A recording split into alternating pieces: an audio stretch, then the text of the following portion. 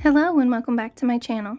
This video is a little bit different today. I decided to use my paper crafting supplies to make some wall art for my kitchen. So to start with, I have this wooden rectangle. This I think I got from Walmart. It's just a thin, cheap piece of wood. And I have painted it with acrylic paint. I now have these hexagon dies that I have traced on my panel with a yellow pencil. And I chose yellow instead of like a regular pencil because I didn't want the lines to show up.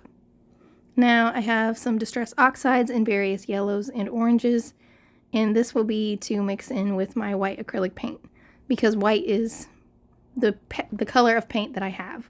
I used to have a whole bunch and they got dried out because, you can't keep a little tube of paint for 10 years and expect to still work after that.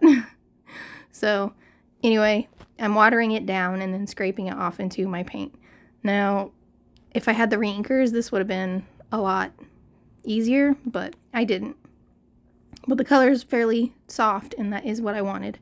Obviously, a better option would be to just, if you already had acrylic paints, to use the colors that you have. But I was stuck with white, so I was doing what I could. The paintbrush that I am using is just a cheap brush from Walmart. It is a slanted tip paintbrush, which is helping me keep my lines pretty straight. So I have a kit from Hero Arts that was honeybee themed, and I absolutely loved it. It's one of those things that I want to use, but I also am reluctant to make a bunch of videos with products that you cannot purchase. But they did just release the stamp sets from that kit. So they are available. It comes in 2 different stamp sets. So those will be linked in the description box below. But I apologize, you guys, for any videos that I do have things that are no longer available. Sometimes I go to make a card and I am not aware that the product is unavailable. And I know how frustrating that is because I've seen videos where a product is used and I'm like, oh, I love that one so much. And then I go to look for it and I can't get it. So I know that's irritating, but there's also a lot of people who still have those stamp sets or die sets or whatever, and I don't know, I'm kind of stuck at that point, whether I go ahead and use the products or I just skip over those entirely.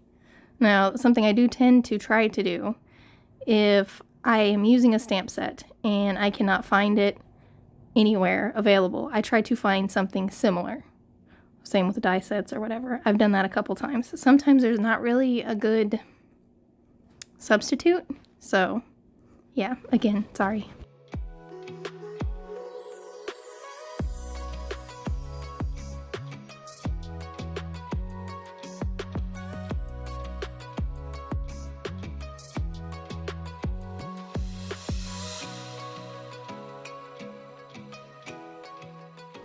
Alright, now for this whole thing, I was mostly just experimenting. So here I have my Versamark ink and my black embossing powder and my anti-static powder tool. So I treated this like paper, and I am stamping the bee, well, just one bee from that stamp set.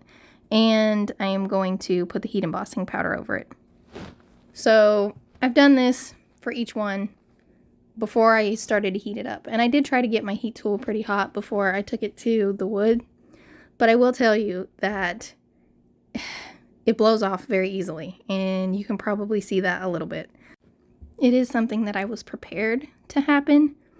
I knew that as long as the lines were still there, I could trace over them with the black marker or fine liner or whatever, and it would be fine. I tried sort of heating it up from the back in the hopes that all the embossing powder wouldn't blow off. That was probably not really useful at all. But anyway, you can see like this bee wing is missing quite a bit. So I'm just taking my fine liner and I'm just tracing over the lines that I could see.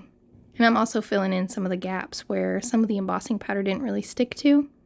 And then once I do this, you can't really tell, so it's no big loss. After I had finished filling in everything, I realized that it needed something else. Now, if this was a card, a black sentiment on the bottom corner and it would have been fine, but I didn't really want any words on this one. So I decided to trace a couple more hexagons, and this time I used a pencil because the lines are going to be black. Now, I have a piece of paper that I am using as a ruler, and I know that's silly, but my rulers got broken. Like, I've had several, and I think my toddler broke one of them, and the other ones, I'm not even sure exactly what caused them to break. But I didn't have a good ruler for this. I do have some quilting square rulers, but they're so thick that I really wasn't comfortable trying to make these thin lines using it. I felt like I was going to get more marker probably on the ruler than on the wood itself. So yeah, if you have a ruler, by all means, use a ruler. I'm over here just on the struggle bus.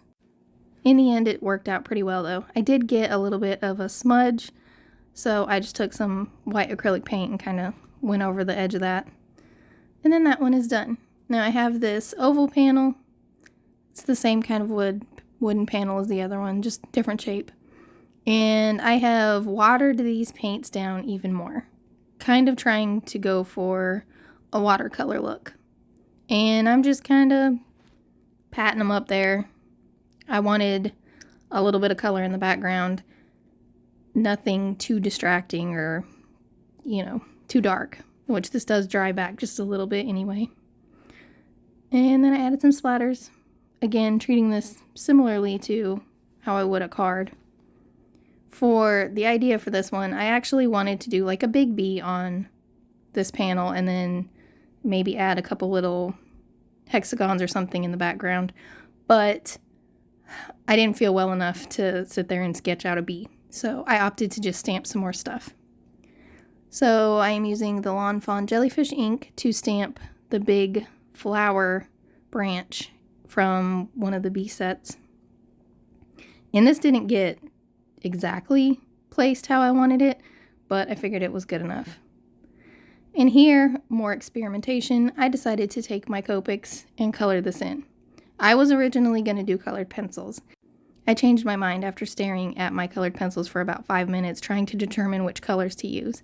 I just felt like they were all a little bit darker than I really wanted. With this though, I was worried about how the Copic nibs would be affected by coloring over acrylic paint. And I can tell you that it does kind of get on the nibs a little bit, or at least the nib didn't look quite right to me after I had started coloring. So I don't know that I would recommend this. I was able to clean off the nibs, which I'll show you in a moment what the nibs ended up looking like, but me scribbling off on that little scrap piece of paper was trying to clean the nibs. Yeah, I don't know that I would recommend it, but I also think that my Copic markers will survive this little bit right here. But if you can see on the tip of this one, it looks a little bit whitish. I did manage to get it cleaned off, but that's a concern. I do end up really loving how the flowers turned out though. I don't think I could have achieved that same look with colored pencils no matter how hard I tried. But I'm also not super great with colored pencils either, so. Alright, now here is the nib after I got it cleaned off. I did have to use some alcohol to kind of scrub off the tip of the marker, which will kind of dilute the ink for a little bit in the tip. Like I said, I don't know that I would recommend coloring over acrylic paint with alcohol markers, but this was just me experimenting. And you can replace Copic nibs. It's kind of an expensive, thing if you're having to replace a whole bunch, but I did have some extra nibs I knew I could replace if I needed to. Alright, now here I am taking some more bees from the same stamp sets, and I'm just placing them around the flowers a little bit. Like I said, this was not originally how I wanted to make this whole panel, but it's how it turned out because I didn't feel good enough to do anything else with it. But there's my completed pieces. I hope you guys enjoyed this video. I know it's a little bit different. Thank you all so much for watching. Bye!